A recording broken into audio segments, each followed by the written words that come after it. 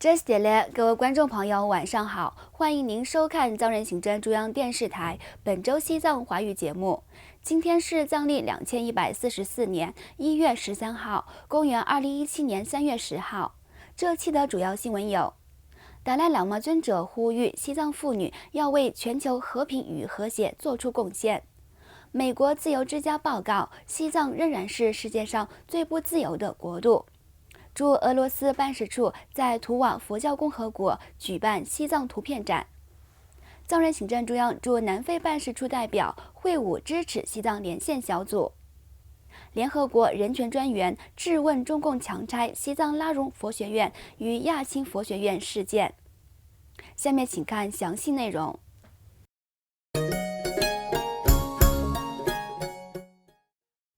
2月23号上午，藏人行政中央司政罗桑桑格同参加首次西藏妇女妇权会议的与会者觐见了西藏精神领袖达赖喇嘛尊者。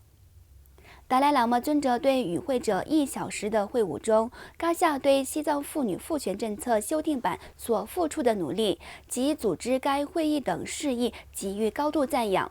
并强调要向公众宣传妇权政策，并征求建议，以确保政策能够有效地实施。达赖喇嘛尊者指出，研究和讨论妇女妇权的问题不能停留在开会说空话、讲套话中，这样不会带来任何效果。各方要尽心尽力去参与和推动这一事宜。尊者在谈到女性对于世界和平的重要性时表示，相信人类可以建立一个和平的世界，但女性必须拥有领导地位。尊者进一步表示，科学证明女性天生具有慈悲和利他心怀，而具有慈悲和利他心怀的女性领袖能为世界和平、安全和稳定起到更大作用。达赖喇嘛尊者还表示，西藏女性也有潜力，也有机会表现各自的领导才能，现在是为全球和平与和谐做出贡献的时候了。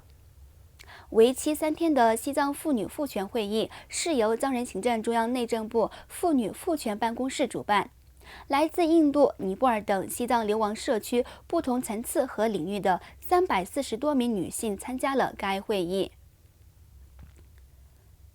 此外，关注世界范围内自由与民主状况的美国非政府组织自由之家于今年1月31号发布一份令人不安的最新报告中显示，2016年全球自由度继续下降。自2012年11月习近平担任中共最高领导人以来，中国对宗教信仰的管控加大了力度。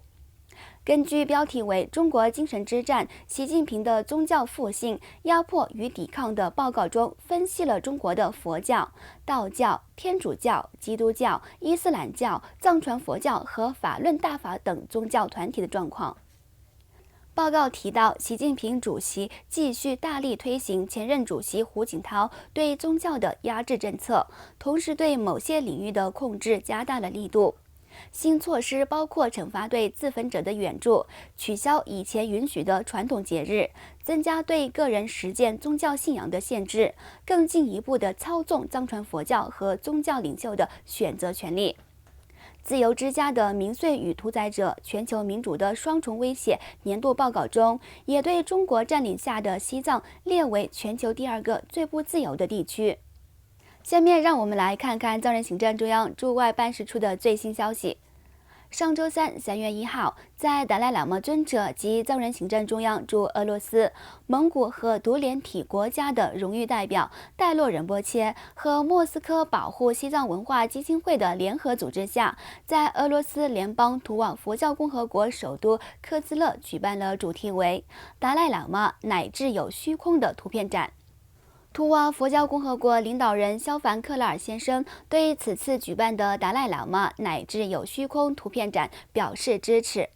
图瓦共和国国家博物馆馆长克迪尔比希代先生在图片展览开幕式上发表讲话，将此次图片展览与图瓦新年的庆祝活动一起被称为“迎接太阳送来的沙卡”，即新年的第1缕阳光。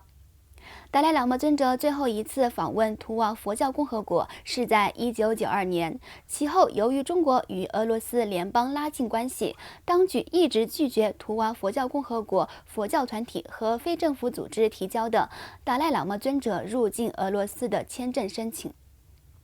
此外，藏人行政中央驻南非办事处代表欧洲多杰先生于2月24号至26号访问了南非德班市，参加为期3天的加强支持西藏连线活动，并会晤当地支持西藏团体，加强双方交流。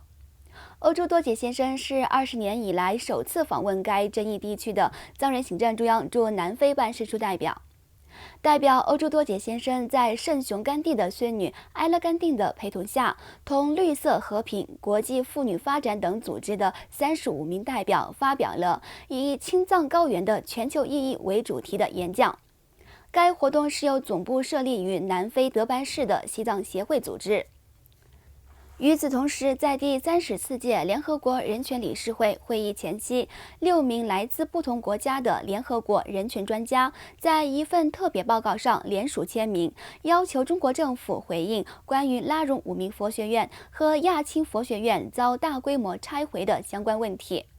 在这份措辞严密的报告中，联合国专家根据中国违反国际人权法和其他诸多案例，专家敦促中国政府注意对西藏宗教自由和人权方面的严格限制，如大规模驱逐拉荣五明佛学院和亚青寺僧尼，拆除拉荣五明佛学院周边僧舍，对贡若拉神山采矿，对和平抗议的藏人进行镇压，对保护西藏文化和环境的藏人进行打压，过度使用武力、任意逮捕和拘留等。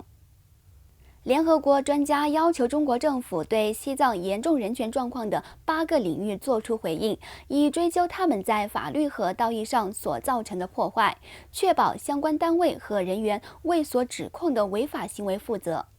观众朋友，藏人行政中央电视台本周西藏华语节目就到此结束了，感谢您的收看，我们下周星期五再会。感谢您的关注和支持，祝您有个愉快的周末，我们下周再见，晚安。